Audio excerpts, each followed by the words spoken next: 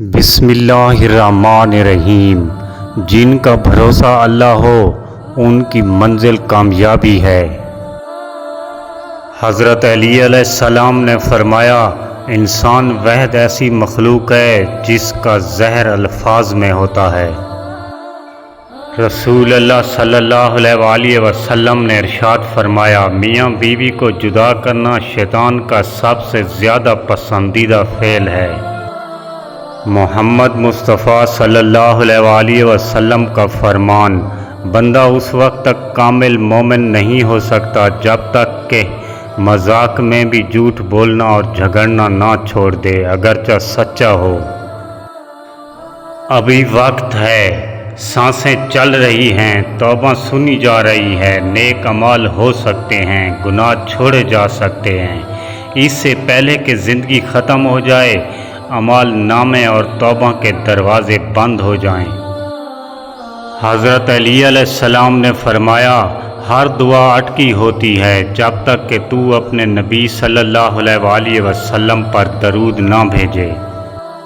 رسول اللہ صلی اللہ علیہ وآلہ وسلم نے ارشاد فرمایا، میت پر رونے کے سبب میت کو قبر میں عذاب دیا جاتا ہے۔ دوستوں کا انتخاب بہت سوچ سمجھ کر کیا کرو، کیونکہ دراصل تم اپنے جنازے کی پہلی صف کا انتخاب کر رہے ہوتے ہو۔ فرمان حضرت علی علیہ السلام۔ نبی کریم صلی اللہ علیہ وآلہ وسلم نے ارشاد فرمایا، سچ بولنے کی عادت بنا لو، کیونکہ سچائی نیکی کی راہ دکھاتی ہے اور نیکی جنت میں لے جاتی ہے۔ اللہ کے نزدیک بہترین انسان وہ ہے جس کا وجود دوسروں کے لیے فائدہ مند ہو۔ اللہ تعالی ہمیں لوگوں میں آسانیاں تقسیم کرنے کا شرف بخشے، آمین۔ بے پردہ عورت کی شرعی حیثیت۔ اللہ اس عورت کی نماز قبول نہیں کرتا جو بالغ ہونے کے بعد بھی پردہ نہیں کرتی۔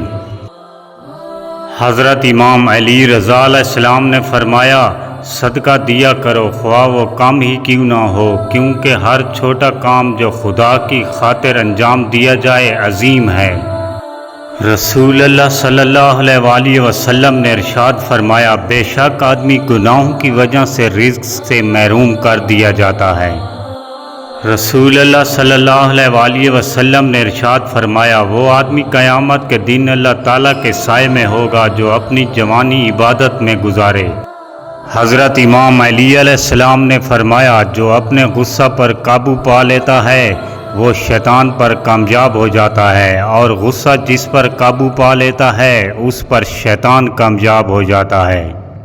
حضرت امام جعفر صادق علیہ السلام نے فرمایا، جس قدر جلد ہو سکے اپنے فرزندوں کو اسلامی حدیث اور مذہبی مسائل سکھاؤ، اس سے بیشتر کہ تمہارے مخالف تم پر سبقت لے جائیں اور تمہارے بچوں کے دلوں کو اپنی گمراہ کن باتوں سے پُر کر دیں۔